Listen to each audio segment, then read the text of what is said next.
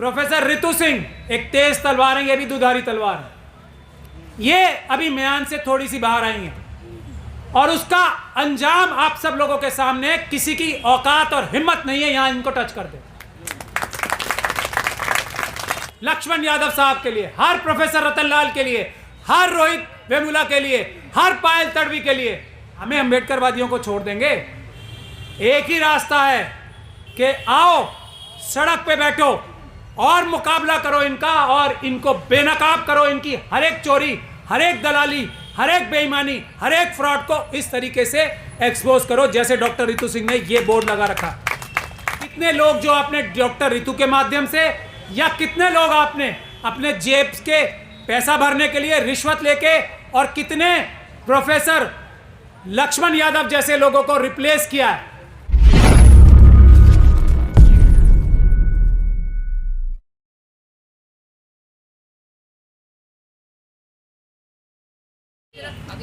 कि convener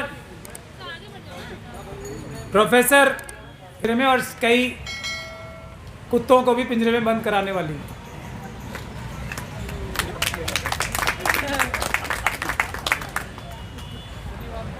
professor doctor असली वाले, रतनलाल साहब नकली वाले नहीं, नहीं नकली हैं, वो सब नकली हैं।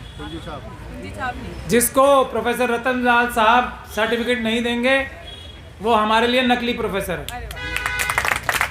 उसकी डिग्रियां वैसी ही हैं जो जैसी मोदी जी की असली डिग्रियां हैं, बाकी सबकी डिग्रियां भी वैसी हैं। हमारे बहादुर साथी, बहुत ही तेज तलवार जिसको म्यान में रखा हुआ है, हमारे जिग्नेश मेवानी साहब, एमएलए साहब गुजरात से।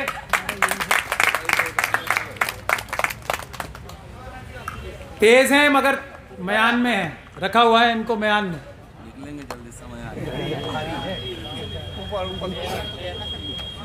सभी साथीगण, खास तौर पे नाहरपुर का हक इस वक्त सबसे ज़्यादा है। अभी मुझे भी खाना खिलाया, सबको खाना भी खिलाते हैं। और इस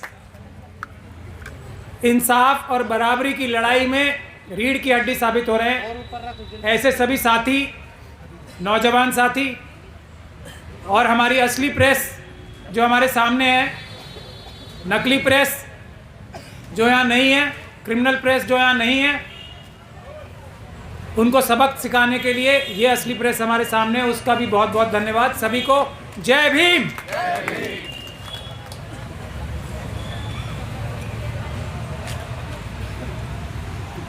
एक बात, क्योंकि जिग्नेश मेवानी साहब यहाँ हैं,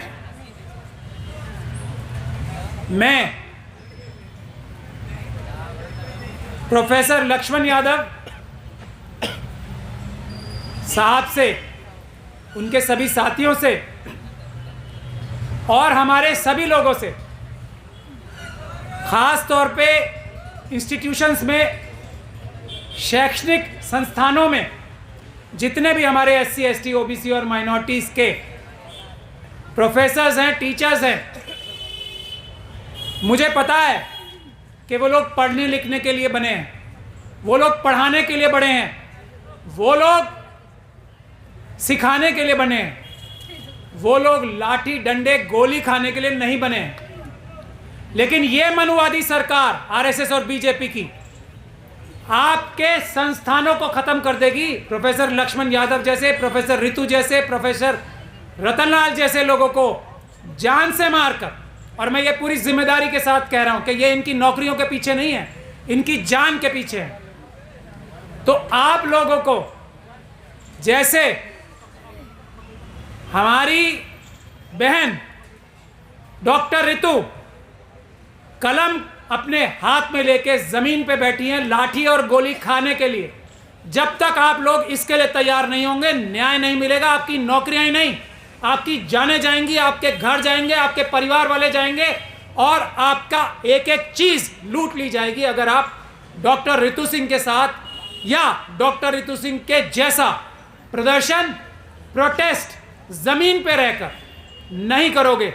और जिग्नेश मेवानी साहब यहां बैठे हैं, ये इस बात का सबसे बड़ा एग्जाम्पल हैं। इनके मुंह पे नहीं कहनी चाहिए मुझे ये बात। मैं कांग्रेस पार्टी में लंबे टाइम तक रहा हूं और अंदर तक रहा हूं, हाईएस्ट लेवल तक रहा हूं। अगर जिग्नेश मेवानी साहब अंबेडकरवादी हैं, अंबेडकरवादी किसी से मांगते नहीं, अंबेडकरवाद किसी से कुछ मांगता नहीं है। अंबेडकरवाद जहां होगा, जिसके पास होगा, जिस पार्टी के साथ होगा, उस पार्टी को, उस संगठन को, उस जगह को फायदा पहुंचाता है। जिग्नेश मेवानी साहब अंबेडकरवादी थे, हैं, और मुझे विश्वास और उम्मीद है कि हमेशा रहेंगे। एक देश की सबसे बड़ी दूसरी पार्टी में ये हैं। मैंने कहा ना, ये ऐसी दो धारी तलवार थे या हैं जिसको म्यान में रखा हुआ है, जिसको म्यान में रखा हुआ है। और मैं प्रोफेसर रितु के कॉन्टेक्स्ट में ये बात बता रहा हूं। अगर कांग्रेस पार्टी इनको आगे रख के, तो मैं इनके पीछे भी यही बात कहता हूं और आज मुंह पे भी कहने के लिए मजबूर हूं, इसलिए क्योंकि हमारे देश को, एग्जिस्टेंस को, हमारे देश के संविधान को, हमारे देश की एग्जिस्टेंस को खतरे में है आज आरएसएस और बीजेपी ने डाल रखा है। तो अगर गुजरात में जिग्नेश मेवानी साहब जैसी तलवार को आगे रख के ये लड़ाई लड़ी होती, तो अंबेडकरवाद जिससे ये भरे हुए हैं उसका फायदा पूरी कांग्रेस पार्टी को होता। और आज गुजरात में वो सरकार नहीं बल्कि कांग्रेस की सरकार होती, मुझे इसमें कोई शक और शुबे की गुंजाइश नहीं। तो अंबेडकरवाद किसी से भीख नहीं मांगता है। जहां हम रहेंगे वहां हम फायदा करेंगे, लोगों की जानें बचाएंगे, लोगों की रक्षा करेंगे, चाहे वो किसी भी विचारधारा का हो। उसी तरीके से मैं प्रोफेसर लक्ष्मण यादव का नाम लेके क्यों कह रहा हूं, मैं बहुत ही तकलीफ में आके ये बात कह रहा हूं। प्रोफेसर रतनलाल साहब यहां मौजूद हैं, बहुत दुखी मन से ये कह रहा हूं। ये प्रोफेसर रितु सिंह एक तेज तलवार है, ये भी दुधारी तलवार है। ये अभी म्यान से थोड़ी सी बाहर आई हैं और उसका अंजाम आप सब लोगों के सामने, किसी की औकात और हिम्मत नहीं है यहां इनको टच कर दे। बैकफुट पे हैं सारे यूनिवर्सिटी वाले, आरएसएस वाले, बीजेपी वाले। क्या कह रहे हैं इनसे कि प्रोफेसर रितु नौकरी ले लो, किसी भी कॉलेज में ले लो, किसी कॉलेज में ले लो, एक पद बढ़ा के नौकरी ले लो। ये सच्चाई है, मेरे पास खुद मैसेज आए। लेकिन क्योंकि ये सच्ची अंबेडकरवादी हैं, इन्होंने कहा मुझे नौकरी नहीं चाहिए, मुझे न्याय चाहिए। और न्याय डॉक्टर रितु के लिए नहीं, हर लक्ष्मण यादव साहब के लिए, हर प्रोफेसर रतनलाल के लिए, हर रोहित वेमुला के लिए, हर पायल तड़वी के लिए। तो उसका अंजाम आप सब लोग देख रहे हैं, पूरी दुनिया देख रही है, हलचल मची हुई है, रात को नींदें नहीं आ रही हैं। वाइस चांसलर साहब को, रजिस्ट्रार साहब को, प्रॉक्टर साहिबा को और हमारी सबकी प्रिय सविता राय डॉक्टर साहिबा को भी नींद नहीं आ रही है कि आप चीटिंग, फोर्जरी तो कर ली, आप प्रताड़ना तो कर ली, सब कुछ कर लिया, अब मैं पकड़ी गई हूं। तो ये मनुवाद की ताकत है। ये डॉक्टर रितु ने भी एक बार साबित करके दिखा दिया कि अंबेडकरवादी कुछ देते हैं किसी भी आंदोलन को। और ये बात मैं प्रोफेसर लक्ष्मण यादव साहब के लिए नहीं कह रहा हूं कि यहां आए, यहां ना आए, लेकिन इस जैसे रास्ते पर चलें, उसके अलावा कोई रास्ता नहीं है इन लोगों को समझाने का। कोई आप प्रोटेस्ट कर लें, इनको कोई फर्क पड़ने वाला नहीं है। एक रैली कर ले, कोई फर्क पड़ने वाला नहीं है। आप इनको चिट्ठी लिख दें, सोशल मीडिया पे करोड़ों करोड़ों लोग आपकी सपोर्ट कर दें, इनको कोई फर्क पड़ने वाला नहीं है। यह बेशर्म है। आरएसएस और बीजेपी के लोगों को इन सब बातों से कोई फर्क नहीं पड़ता। ये अपनों को नहीं छोड़ते। ये शिवराज सिंह चौहान जी को नहीं छोड़ा, वसुंधरा राजे सिंधिया को नहीं छोड़ा, रमन सिंह को नहीं छोड़ा, तो ये क्या हमें अंबेडकरवादियों को छोड़ देंगे? एक ही रास्ता है कि आओ सड़क पे बैठो और मुकाबला करो इनका, और इनको बेनकाब करो, इनकी हर एक चोरी, हर एक दलाली, हर एक बेईमानी, हर एक फ्रॉड को इस तरीके से एक्सपोज करो जैसे डॉक्टर रितु सिंह ने ये बोर्ड लगा रखा। तथ्यों के आधार पे बेनकाब करो। देखो इस बोर्ड को, क्योंकि एक मनुवादी व्यवस्था में पैदा होने वाली महिला जो थी, जो इससे पहले चेयरमैन थी दौलत राम कॉलेज की, वो दरअसल बेईमान नहीं थी। हर एक मनुवादी व्यवस्था में पैदा होने वाला बेईमान नहीं होता। मनुवादी व्यवस्था में पैदा होकर भी व्यक्ति ईमानदार हो सकता है, हालांकि उसकी संख्या बहुत कम होती है। और अंबेडकरवादी परिवारों में पैदा होकर भी बहुत सारे लोग बेईमान हो सकते हैं। तो हमारे मुस्लिम समाज में, मैं तो अपने समाज की बात बता रहा हूँ, एक से बढ़कर एक हमारा मौलाना मनुवादी है, और उनको मैं टाइम टाइम पे एक्सपोज भी करता रहता हूँ। तो मनुवादी कहीं भी हो सकता है। मनुवादी एक मानसिकता है जो अंबेडकरवाद के डायरेक्टली खिलाफ है, जो इंसान को इंसान के बराबर नहीं समझती। तो जो फॉर्मर चेयरमैन थी, मैं आप सब लोगों से गुजारिश करूंगा, मेवानी साहब आप भी इसको जरूर पढ़िएगा, ये चिट्ठी उन्होंने लिखी है, एक मनुवादी व्यवस्था में पैदा होने वाली चेयरमैन ने लिखी है, जो इस कॉलेज की इंचार्ज थी। प्रोफेसर रितु की भी उसी तरीके से बॉस थी जैसे उस हमारी सबकी प्रिय सविता रॉय की। अपॉइंटमेंट देना और लेना इस महिला का काम था, जिसने लिखा है कि डॉक्टर रितु को जातिगत वजहों से प्रताड़ित किया जा रहा है। ये जो प्रिंसिपल है, ये प्रोफेसर रितु से इंफीरियरिटी कॉम्प्लेक्स में रहती हैं और ये जातिवादी मानसिकता की हैं, इसलिए इनको तंग करती हैं। और ये चिट्ठी कोई डॉक्टर रितु को लिख के नहीं दी थी इन्होंने।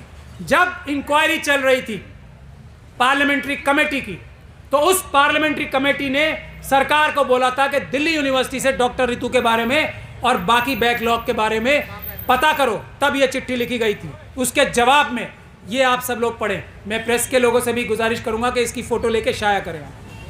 तो मेरा निवेदन ये है, आज हर एक उस व्यक्ति से जो SC ST OBC और माइनॉरिटी से आता है, अंबेडकरवादी है, तो अपनी जान हथेली पर लेकर, जैसे डॉक्टर रितु यहां बैठी है, मिशन सेव कॉन्स्टिट्यूशन इस बात की गारंटी देता है, हम लोग हिफाजत करेंगे। हमारी वकीलों की, सैकड़ों वकीलों की टीम है। हम लोग हर एक उस अंबेडकरवादी की हिफाजत करने के लिए दिन रात एक कर देंगे जो डॉक्टर रितु का रास्ता इख्तियार करता है।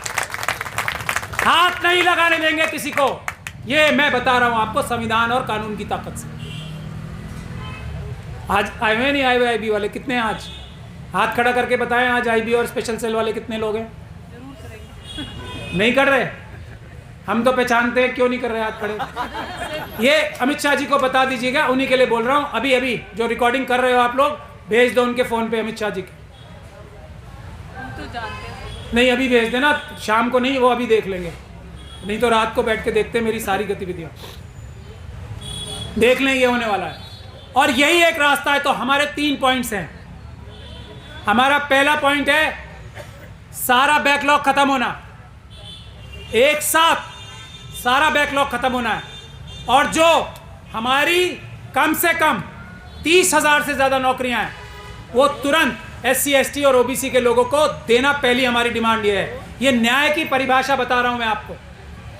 अब इसको करने के लिए कितने लोग जो आपने डॉक्टर रितु के माध्यम से, या कितने लोग आपने अपने जेब के पैसा भरने के लिए रिश्वत लेके, और कितने प्रोफेसर लक्ष्मण यादव जैसे लोगों को रिप्लेस किया है, बदला है, वो सब हमारी जिम्मेदारी नहीं है, वो आपकी चोरी थी, आप जानो।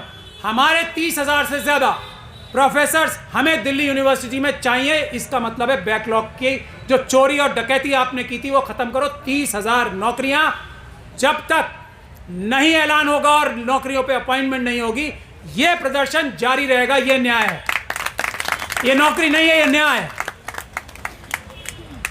और हर एक वो व्यक्ति जो NFS के जरिए, उसका मतलब मैं समझा दूं, हमारे जितने भी व्यक्तियों को जितनी भी पोस्टों पे NFS लिखकर उन पोस्टों को किसी और के हवाले किया गया है, वो तो सबसे पहले खाली होनी चाहिए, आज के आज, अभी के अभी। अगर ये प्रदर्शन हटवाना है तो ये करना पड़ेगा। एक एक का रिकॉर्ड निकाला जाएगा, किस किस को NFS के जरिए नौकरी से निकाला गया था या NFS के जरिए से इंटरव्यू में फेल किया गया था। हर एक वो व्यक्ति जो NFS के जरिए इंटरव्यू में फेल हुआ था, उसकी नौकरी तुरंत प्रभाव से लगनी चाहिए। तीसरी बात भी उतनी महत्वपूर्ण है, ये सबके लिए है। जितने भी ये प्रोफेसर, जितने भी ये डॉक्टर्स ये नकली इंटरव्यूज से, नकली और क्रिमिनल इंटरव्यूज बता रहा हूं मैं आपको, जो कानून के प्रावधान और इक्विटी और जस्टिस को ध्यान में रखते हुए इंटरव्यू नहीं किए गए हैं, वो सारे इंटरव्यू अपराध है, क्रिमिनल हैं। वो सारे इंटरव्यू दोबारा होंगे और अब वीडियोग्राफी के थ्रू होंगे। इंटरव्यू वीडियो के बगैर नहीं होंगे। अभी जो पिछले कितने सालों से अपॉइंटमेंट हो रही है, अभी 3 सालों से 2 सालों से अभी जो कर एक साल last December it started on December 20 last December से ये, और ये हमारी सबसे महत्वपूर्ण और पहली मांग है, इस उल्टे सीक्वेंस में मानी जाएगी। लास्ट दिसंबर से जितने इंटरव्यू हुए हैं वो सब कैंसिल होंगे, वो सारी अपॉइंटमेंट्स, और अब दोबारा इंटरव्यू होंगे और उस इंटरव्यू के लेने वाले ऐसे तय नहीं होंगे। उस इंटरव्यू में एक भी व्यक्ति मनुवादी मानसिकता का नहीं होगा, ये हमारी पहली मांग रहेगी उस इंटरव्यू में। और वो इंटरव्यू वीडियोग्राफ होगा, वो इंटरव्यू का वीडियोग्राफ होगा जो जनता के सामने चलाया जाएगा। उसके बगैर कोई इंटरव्यू आज के बाद नहीं होगा। ये हमारी 3 महत्वपूर्ण मांगे हैं। इसके बगैर ये धरना हटाने की बात भूल जाएं। आज हम लोग सोच समझ के इस धरने को छोटा रख रहे हैं, हम लोग इसको बड़ा करेंगे। हम नहीं चाहते, समझ जाओ हम कौन लोग हैं, हम अम्बेडकरवादी हैं, समझ जाओ हम लोग कौन हैं। हम जानबूझ के इसे छोटा रख रहे हैं, इसका मतलब ये नहीं है कि हमें बड़ा करना नहीं आता। समझ लो आप लोग, ये आपको वार्निंग है एक बार फिर। इन्हीं शब्दों के साथ मैं और कुछ नहीं कहूँगा। मुझे एक बहुत ज़रूरी, एक हमारे सीनियर एडवोकेट हैं, शेड्यूल कास्ट कम्युनिटी से आते हैं, उनके घर को कब्जा करने के लिए दिल्ली पुलिस के बड़े बड़े अधिकारी लगे हुए हैं, तो वो मैं केस बहस करके वापस आऊँगा, क्योंकि वकीलों का मेन काम वही होता है। ये भी है और वो भी है। तो मैं आप सब लोगों से गुजारिश करता हूं कि मुझे इजाज़त दें, अभी मैं वापस आता हूं वो मुकदमा ख़त्म करके। तब तक जिग्नेश मेवानी जी का बहुत बहुत स्वागत है। अपने बहुत ही महत्वपूर्ण